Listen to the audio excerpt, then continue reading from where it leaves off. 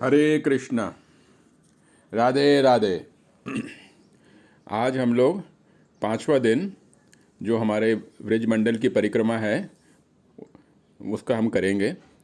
ये ब्रिज मंडल की जो परिक्रमा जो दर्शन है ये लोकनाथ महाराज स्वामी जी की लिखी हुई है पुस्तक। और इसके हम लोग इससे माध्यम से हम लोग ये करेंगे। हम लोग उससे पहले एसी भक्ति वेदांत स्वामी प्रभुपाद जी जो कि फाउंडर हैं इस्कॉन के, उनको धन्यवाद देते हैं कि उनने हमें ये पूरा मार्गदर्शन किया। अब लोकनाथ महाराज स्वामी जी के दया दृष्टि की वजह से, उनकी गाइडेंस की वजह से हम लोग आज डे 5 करेंगे जो कि मधुवन से लेके शांतनु कुंड तक का है। उससे पहले कल का जो हम लोग का जो था वो मथुरा से लेके हम लोगों ने मधुबन तक का किया था। आप लोगों को एक क्विक स्नैप दे देते हैं कि कल हम लोगों ने ध्रुव तिला हम लोग आए थे मथुरा से। ध्रुव तिला में हमने वहाँ की सारी लीलाओं के बारे हमने ज्ञात किया कि किस तरीके से त्रेता युग, सतयुग, द्वापर युग और कलयुग में ये जो जगह है यहाँ पे मधुबन जो है, मधुबन के बारे में लीलाएं हुई हैं। फिर मधुबन से हम लोग माहौली जाते हैं और माहौली में वहाँ पे जो कि मधुबन का ही हिस्सा है, वहाँ पे कृष्ण कुंज है। कृष्ण कुंज में हम लोग ने स्नान किया था और स्नान करने के बाद हम लोग वहीं पे रहे थे रात को और विश्राम किया था।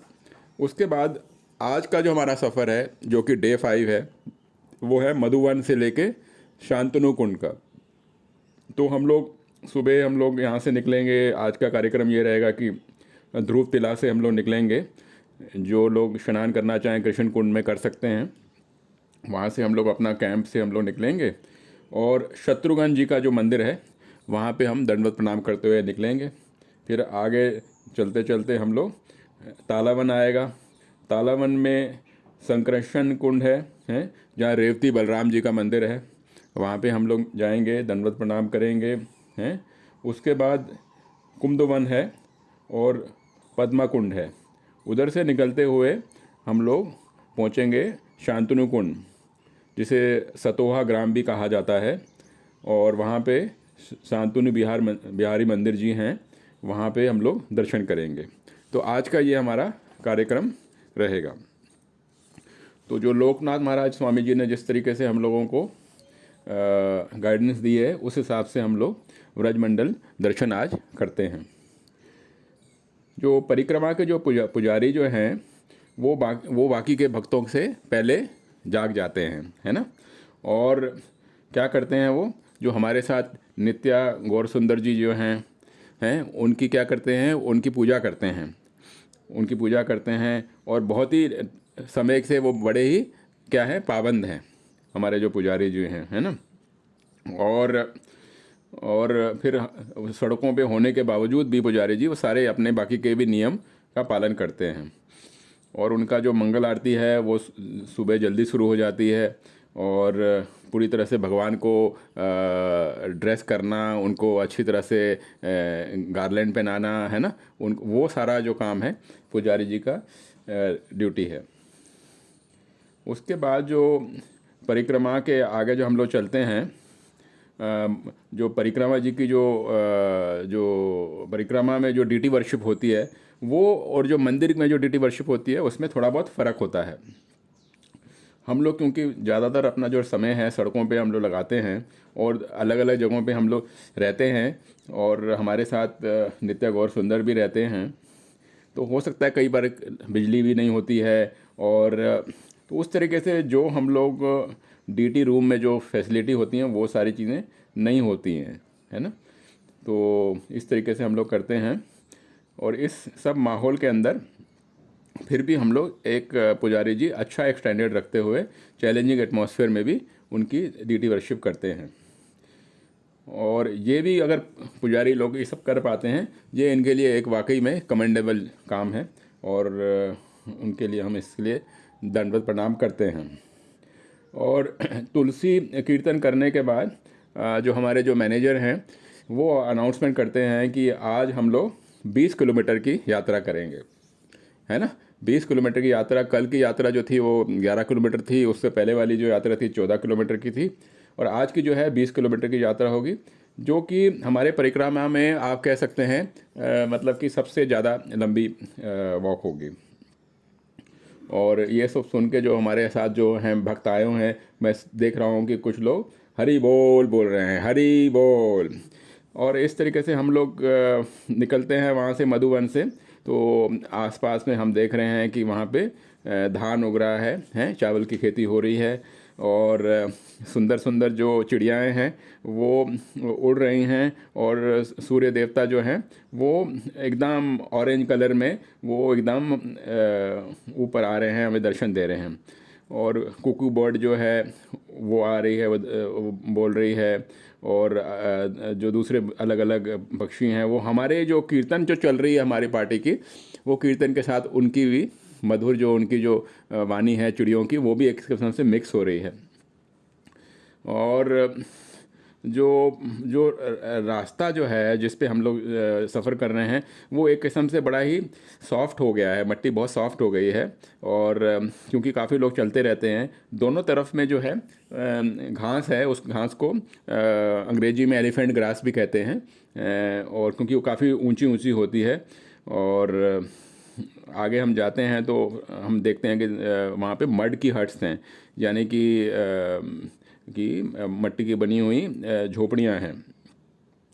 और कुछ भक्त तो होते ही हैं जो कि आगे निकल लेते हैं, है ना, जो हमारी पार्टी है। और सब लोग जप करते जा रहे हैं और कीर्तन भी करते जा रहे हैं। और एक हमारे रशियन डिवोटी हैं जो कि अहमदाबाद में रहते हैं, उनका नाम है जगत गुरुदास, वो भी हैं, वो ट्रांसलेशन कर रहे हैं हमारे जो रशियन डिवोटीज़ हैं वो जो आ रखे हैं। वो कहते हैं, रशियन डिवोटीज, मैंने उनका कहते हुए सुना कि वो कहते हैं कि जो हमारी कृष्ण भावना जो है शहर में रहने की वजह से वो जो है ख़त्म हो जाती है। उनका शब्द ये था कि वो मर जाती है। और जब हम परिक्रमा में आते हैं तो, और गांव के जीवन में रहते हैं, तो हमें फिर वही स्वाद जो है कृष्ण भावना का जो पवित्र भाव है वो फिर से प्रज्वलित हो जाता है। तो ये जगत गुरु दास जो रशियन डिवोटी हैं उनने ये कहा। जो व्रजवासी जो फार्मर्स हैं, जो किसान हैं, वो हमें जय राधे बोल के हमें हमारा स्वागत करते हैं, जैसे जैसे हम लोग जाते रहते हैं रास्ते में आगे। और जो भी रास्ते में मिलता है तो राधे राधे, और जो गांव के जो बच्चे हैं वो भी राधे राधे, सब राधे राधे बोलते रहते हैं। तो ये लगता है व्रज का एकदम एक स्वाभाविक रूप से बोलने का तरीका है कि जो भी मिले, जैसे मिलें, जय राधे बोलें। हम लोग बोलते हैं हरे कृष्णा, और वो कहते हैं जय राधे या राधे राधे। अगर हम उनको जवाब नहीं देते तो ये वाकई में बहुत ही बुरा लगता है, उनको भी बुरा लगता है और हमें भी बुरा लगता है। इसीलिए तो इस तरीके से पूरे रास्ते भर में राधे राधे चलता रहता है। और एक क्षण ऐसा आता है कि वहाँ पे कोई बोलता है कि हम मधुवन के एरिया से अब हम निकल रहे हैं और अब हम तालावन के एरिया में हम लोग पहुँच रहे हैं। जो तालावन जो है, जो व्रज के जो 12 जो जंगल हैं, 12 जंगलों में से ये दूसरा जंगल माना जाता है। और हम पीछे मुड़ते हैं और दंडवत प्रणाम करते हैं, क्योंकि मधुवन के हम एरिया को निकल चुके हैं। तो मधुवन को हम प्रणाम करते हैं, जहाँ पे कि हैं अलग अलग युग में हैं भगवान ने दर्शन दिए थे। और कि जब ये हमें पता ही नहीं चलता कि जब जंगल ख़त्म हो जाता है, क्योंकि आज की तारीख में जंगल तो काफ़ी लुप्त हो चुके हैं। फिर तालावन जब हम जाते हैं वो करीब 5 किलोमीटर दक्षिण की तरफ पड़ता है मधुवन के इससे। ये वो जगह है जहाँ पे बलराम जी ने धेनुका असुर का वध किया था, धेनुका असुर का वध किया था। एक दिन जब ग्वाले जो थे मधुवन में थे, वहाँ पे ठंडी ठंडी हवा चल रही थी, और वो जो हवा जो चल रही थी वो कहाँ से आ रही थी, तालवन की तरफ से आ रही थी। और काफ़ी खुशबूदार उसमें ताल के जो फल होते हैं उसकी भी खुशबू आ रही थी। तो क्या हुआ कि क्योंकि धेनुकासुर वहाँ पे जो था वो असुर जो था, वो जो गधा वाला असुर था, वो उनके रक्षा में आता था। तो कोई भी वहाँ पे हिम्मत नहीं करता था वहाँ पे जाने की, कोई भी हिम्मत नहीं करता वहाँ पे जाने की और ताल के फल लेने के लिए। तो जो कृष्ण भगवान के जो मित्र थे उनने बोला कृष्ण भगवान को और बलराम को कि भाई हमें वहाँ जाना चाहिए, क्या आप हमें फल खिला सकते हैं? तो जो दोनों भाई थे अपने मित्रों के प्रेम से उसने उनने कहा कि चल तो आगे आगे चलते हो, हमारे पीछे पीछे आओ।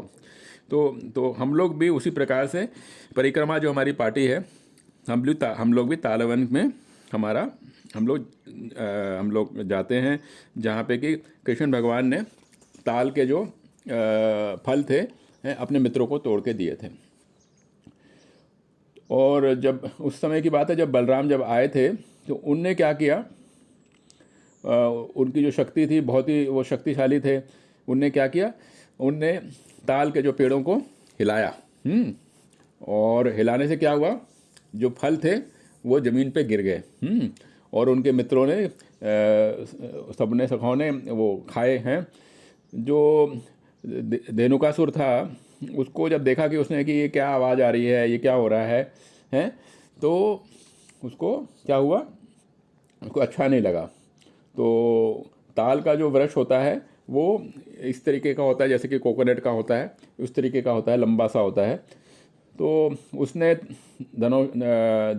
धेनुकासुर ने क्या किया, बहुत ज़ोर से चिल्लाया और वो भाग भाग के आया वहाँ पे, गधे का रूप बना के आया है ना। तो जब वो आया तो जो ग्वाले थे उनको इतना भरोसा था कृष्ण भगवान पे और बलराम पे कि वो सब मिलके हंसने लगे, ना कि डरे। तो उसमें क्या हुआ कि क्योंकि बलराम जी तो वहाँ पे व्यस्त थे पेड़ में से उसको उतारने में, तो उन्होंने ध्यान नहीं दिया। तो धेनुकासुर था, उसने क्या किया, मतलब वहाँ से बलराम को उसने आक्रमण करने की कोशिश करी। तो बलराम जी ने क्या किया, उसके दो पैर पकड़े पीछे वाले हैं और उसको ये घुमा के उसको मारा। ठीक है, इस प्रकार से क्या हुआ, धेनुकासुर का वध हुआ। तो जो उससे पहले जब युद्ध हो रहा था तो जो धेनुकासुर जो था वो बलराम को लात मार रहा था, लेकिन बलराम जी ने उसका ध्यान ही नहीं दिया। तो धेनुकासुर जो था वो बहुत ही क्रोधित हो गया था। वो बार बार उनको मार रहा था। तो बलराम जी ने इस प्रकार से उसके पैर, जैसे मैंने आपको बताया, पकड़ के उसको उसका अंत कर दिया। वहाँ पे जो एक बहुत ही सुंदर एक भव्य बलराम जी का मंदिर है, ठीक है, जहाँ पे बलराम जी का की प्रतिमा है और उनके साथ श्रीमती रेवती देवी जी भी हैं। और उनके दर्शन करने के बाद और जो हमने दो ताल के वृक्ष वहाँ पे जो देखे मंदिर में, उनके दर्शन करने के बाद, दंडवत प्रणाम करने के बाद हैं, हम लोग वहाँ से याद करने लगे कि 5,000 साल पहले ये जगह किस प्रकार से रही होगी, है ना। और हम लोग ने क्या किया, वो ताल के जो वृक्ष थे उसके हमने चारों तरफ क्या किया, हमने जैसे तुलसी महारानी के हम चक्कर लगाते हैं वैसे ही हमने उनमें चक्कर लगाए और उनको हमने गले लगा लिया, इस भाव से कि उस समय में बलराम जी ने इनको छुआ होगा। और ऐसा भी है कि जो भद्र महीने का यानी कि जून जुलाई का जो महीना होता है, जिसका जो 11वां दिन होता है, उस समय में यहाँ पे इस मंदिर में बहुत ही अच्छा उत्सव होता है। और वो उत्सव इस बात पे मनाया जाता है कि किस तरीके से बलराम जी ने धेनुकासुर का वध किया था। तो एक मेला होता है यहाँ पे, एक उत्सव होता है। अब हम लोग वहाँ से मंदिर से आगे निकले तो हमने देखा कि हम लोग जाने लगे कहाँ पे, जहाँ पे संकर्षण कुंड है। क्या है, संकर्षण कुंड है। अच्छा, तो ये जो मंदिर है मैं आपको बताना भूल गया, यहाँ पे बलराम जी का जो है, दाऊ जी है, वो भी उनका जो प्रतिमा है वो एकदम डार्क कलर में है। और कृष्ण भगवान जी जो हैं वो छोटे से बने हुए हैं, उनकी जो स्टैचू है छोटी है। और रेवती जी हैं, जो रेवती माता हैं वो हैं, वो गोरे हैं, गोरी हैं। और इन सब ने जो है वस्त्र जो पहने हुए थे, पीले कपड़े पहने हुए थे। तो आगे हम लोग निकले और संकर्षण कुंड की तरफ हम लोग आगे बढ़े, ठीक है। और कुंड के वहाँ पे हम बैठे और हमने वहाँ पे बलराम जी की कथा सुन रहे थे, जो कि आदि गुरु भी कहा जाता है उन्हें। जो बलराम जी जो हैं उनने जो इस प्रकार से जो मारा था और ताल वृक्ष से जो फल दिए थे और किस प्रकार से सारी कथाएं थी, हमने वहाँ पे आराम से बैठ के सुनी। और हम लोगों ने क्या किया, हमने बलराम जी के दंडवत प्रणाम किया और उनसे प्रार्थना करी कि हमारे जो भी पाप हैं उनको आप कृपा करके काट दें, हमारे जो अनर्थ हैं उसको काट दें हैं, और कृष्ण भक्ति में हमें कृपा करके हैं हमें रास्ता दिखाएं, आशीर्वाद दें। क्योंकि बलराम जी की अगर हम प्रार्थना करते हैं तो बलराम जी जो है बहुत ही कृपालु हैं, वो हमें भगवान की, कृष्ण भगवान की भक्ति की तरफ आगे अग्रसर करते हैं। एक बार पहले की बात है, कुछ साल पहले की बात है कि जब परिक्रमा हो रही थी तो परिक्रमा पार्टी जो थी उस समय नारायण महाराज जब यहाँ पे तालाबन में आए थे, तो हमारा जो कीर्तन जो उस समय जो हो रहा था, तो वो इतना भावुक हो गया था कि जो भक्त लोग थे वो एक दूसरे से, उन लोगों ने, सब लोगों ने गले मिले थे और बहुत बार बार दंडवत किए थे, है ना। और ये उस समय की कई बार होता है इस तरीके की हमारी भावनाएं कृष्ण भक्ति में हो जाती हैं। अब हम लोग चर्चा करेंगे कुमुदवन के बारे में। तालवन को हम लोग जब निकले थे तो हम लोग दक्षिण पूर्व दिशा की तरफ हम लोग आगे बढ़ते हैं। वहाँ पे है कुमुदवन। कुमुद का मतलब है वाटर लिली, यानी कि जल की जो फूल होता है जिसको लिली कहते हैं, सफ़ेद रंग का जो फूल होता है, वो है इस वन में, यानी कि कुमुद वन में। इसका ये नाम इसलिए हुआ था क्योंकि इसमें जो फूल हैं, जो लिली हैं, वो जो हैं अनोखी हैं और लाल रंग की हैं, जो कि यहाँ पे एक ज़माने में कृष्ण बलराम जी के समय में यहाँ पे बहुत ज़्यादा होती थी, बहुत ज़्यादा होती थी। ठीक है, तो मधुवन से जब हम लोग यहाँ पे निकले और हमने तालवन हमने वहाँ पे गए, और तो हम लोग यहाँ से आगे की तरफ बढ़े कुमुदवन की तरफ। और आदि वराह पुराण में ये कहा जाता है कि जो कि भक्ति रत्नाकर में पृष्ठ 150 में भी वर्णित है कि हे देवी, ये जो वन है कुमुदवन, ये वाकई में क्या है, श्रेष्ठ है, और जो इस वन में आता है वो उसकी भी पूजा होने लगती है, कि इतना आशीर्वाद आपको मिलता है।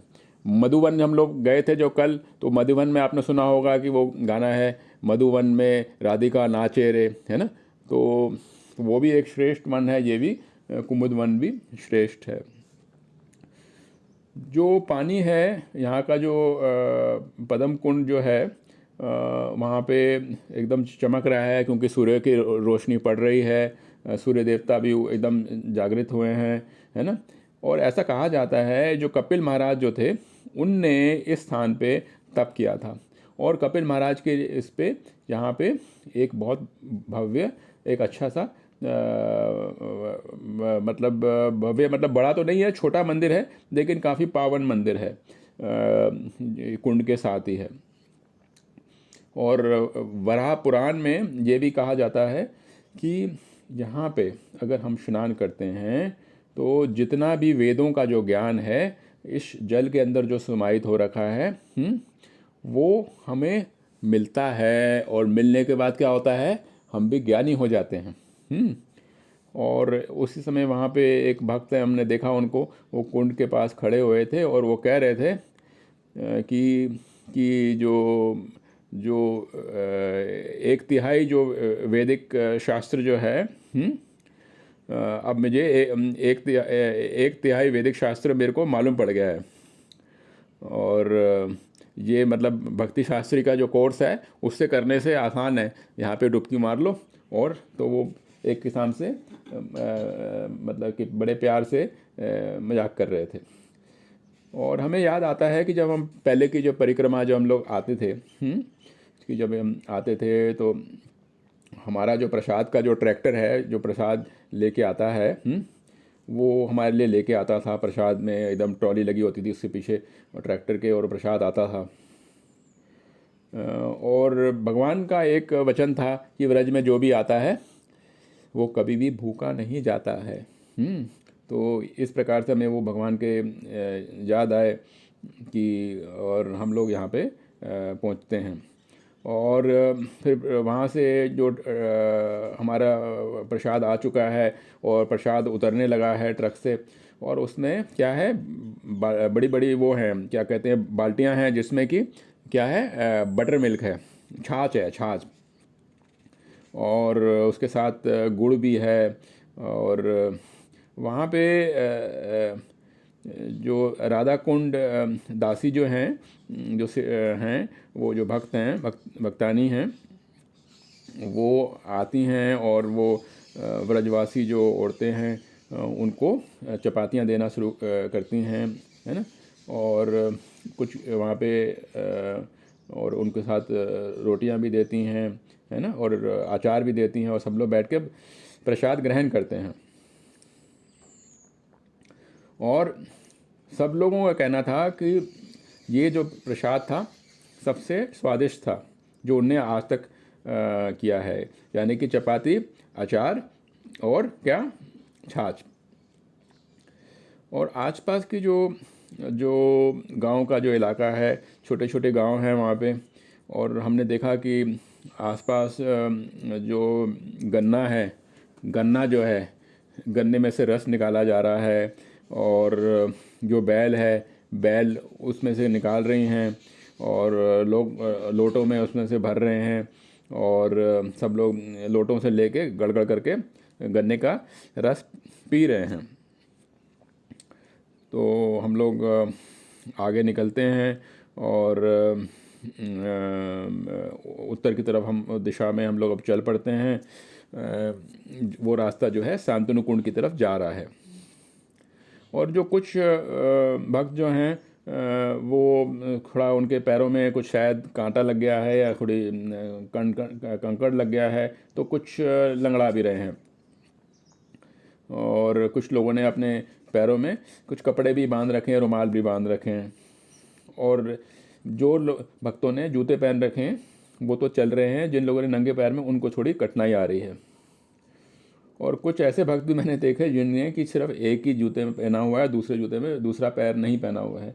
हो सकता है क्योंकि वो चाह रहे होंगे कि व्रज भूमि जिसमें कि कण कण में भगवान के भी चरण लगे हैं, वो कहीं उसको मिस ना कर जाएं। तो चलते चलते थोड़ी धूप और होने लगी है, और आगे बढ़ रहे हैं हम लोग। और क्योंकि अब गर्मी होने लगी है थोड़ी थोड़ी, तो गर्म हवा ऊपर की तरफ जाने लगी है। और अब हम लोग शांतनु कुंड की तरफ हम लोग जा रहे हैं। और जो गर्मी हो रही है उसकी वजह से हमारी को तृप्ति मिल रही है, हम लोग की आत्मा जो है वो पवित्र हो रही है। ब्रज मंडल परिक्रमा जो है हमारे जो बार बार जन्म मृत्यु का जो चक्र है उसको ख़त्म करती है, क्योंकि हम लोग शुद्ध होते हैं। शांतनु कुंड जो है उसके साथ एक किस्म से एक छोटा सा गांव तो नहीं, गांव से बड़ा ही कहूँगा, वो एक बसा हुआ है। और शांतनु कुंड का जो जल है उसके ऊपर थोड़ी सी काई जमी हुई है, हरा सा है। और हम लोग शांतनु बिहारी मंदिर में हम पहुंचते हैं, जो कि छोटे से पहाड़ी के ऊपर है, और कुंड के बीच में पड़ता है।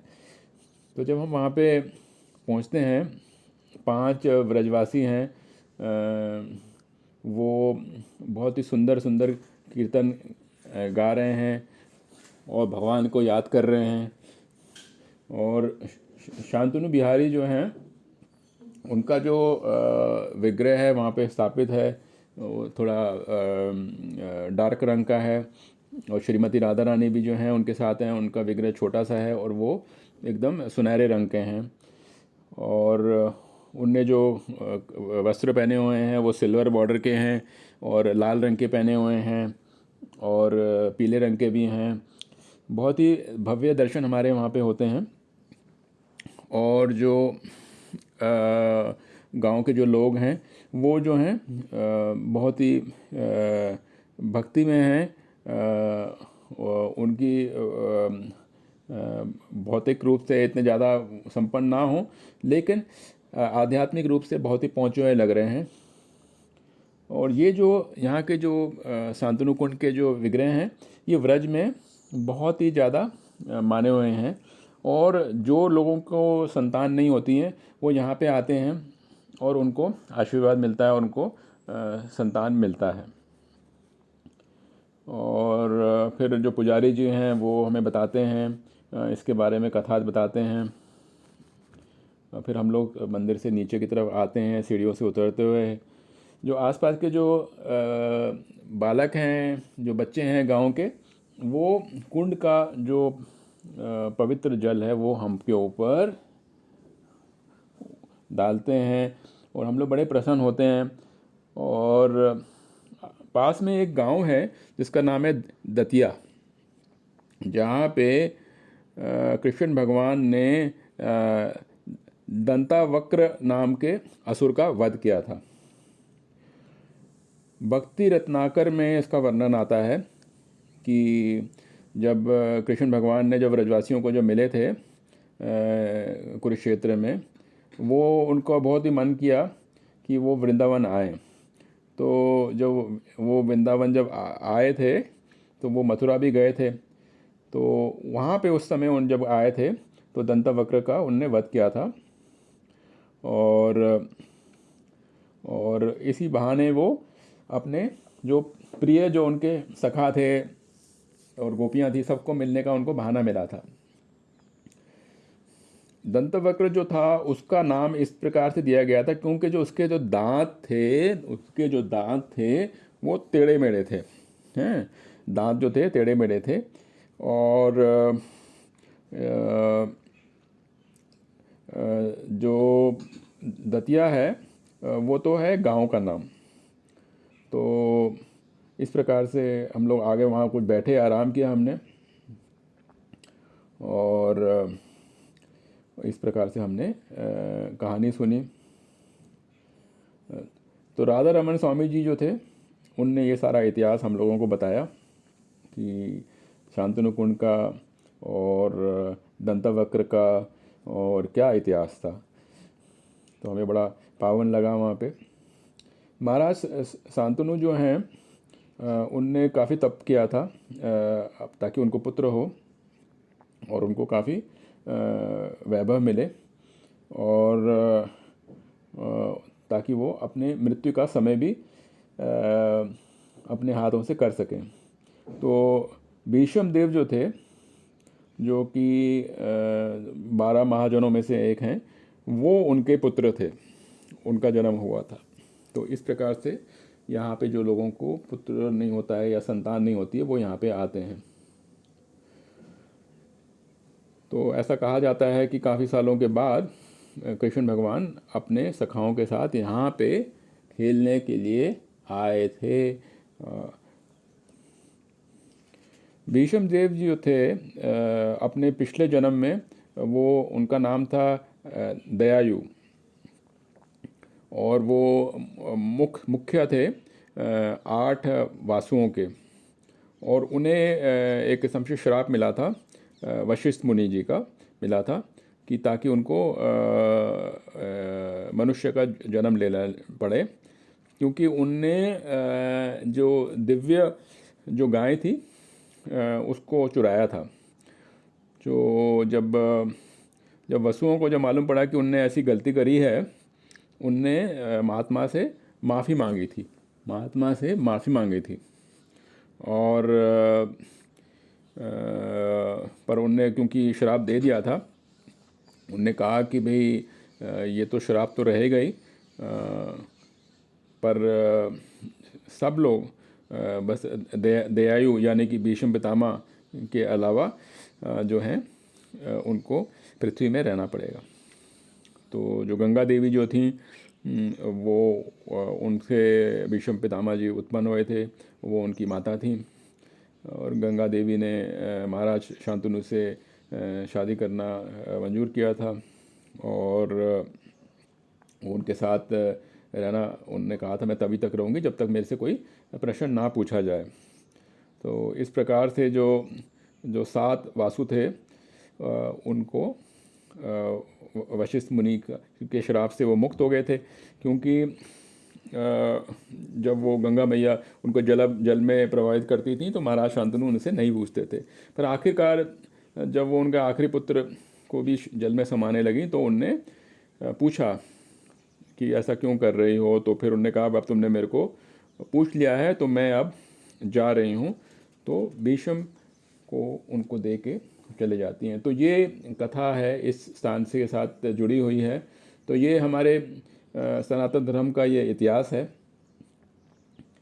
और इसके बारे में ये पावन स्थल जो है शांतनु कुंड का है ना, इसके बारे में हमें मालूम होना चाहिए। तो जो भीष्म जो थे उनका नाम देवव्रत भी था, और उनकी कथा तो आप सब लोगों को मालूम ही है कि किस प्रकार से उनके पिता जो थे शांतनु दुखी थे, क्योंकि वो सत्यवती से विवाह करने चाहते थे। तो उनने फिर भीष्म प्रतिज्ञा ली थी, जिससे देवव्रत का नाम भीष्म पड़ गया था कि भाई मैं शादी नहीं करूँगा, ब्रह्मचारी रहूँगा। और हस्तिनापुरी की पूरी रखवाली और पूरे उत्तरदायी उनने लिया था। वो कृष्ण भगवान के भी बड़े भक्त थे, बड़े वैष्णव थे। तो इस प्रकार से हम लोग शांतनु कुंड में ही आज 20 किलोमीटर की परिक्रमा करने के बाद आराम करेंगे। और वहाँ पे एक मेडिकल टेंट भी लगा हुआ है। काफ़ी सारे भक्त लोग वहाँ पे आ गए हैं, क्योंकि कईयों के पैरों में और चोट लगी हुई है, और कुछ लोगों को जुकाम भी हो गया है, कुछ लोगों को बुखार भी लग रहा है, कुछ लोगों को डायरिया भी लग रहा है, और कुछ लोगों के पैरों में दर्द भी हो रहा है। संध्या का समय हो गया है और हम सब लोग दीपदान करने के लिए एकदम उत्सुक हैं। दामोदर आरती होने लगी है, और बहुत ही भव्य दामोदर आरती शुरू हो गई है। तो कृष्णा जो पुस्तक है, जो कि AC भक्तिवेदांत प्रभुपाद जी की लिखी हुई, उसमें चैप्टर 15 पैरा 2 में ऐसा वर्णन आता है कि जो कृष्ण बलराम जी के साथ जो ग्वाले थे अपने गायों के साथ यहाँ पे आते थे, और भगवान अपनी बांसुरी बजाते थे वृंदावन के जंगलों में, जो कि अलग अलग अच्छी हरी हरी ताज़ी ताज़ी घास होती थी, और फूल होते थे, और अच्छे फल भी हुआ करते थे, भंवरे भी हुआ करते थे। और वहाँ पे सुंदर सुंदर साफ पानी होता था जलाशयों में, और चिड़िया जो थीं वो बहुत अच्छी तरह से अपने मधुर वाणी से गाती थीं। और जो पावन हवा, जो पवन बहती थी, उसमें बहुत अच्छी खुशबू होती थी, जिससे कि सब लोग स्वस्थ होते थे। इन सब भावनाओं को याद करते हुए हम लोगों ने वहाँ का दिन अंत किया, और फिर हम लोगों ने वहाँ पे रात को जो हमारे लिए व्यवस्था करी हुई थी वहाँ पे हमने आरंभ किया। और अगला जो हम लोग कल जो होगा 6ठा दिन, उसमें हम लोग शांतनु कुंड से निकलेंगे राधा कुंड के लिए। हरे कृष्णा हरे कृष्णा।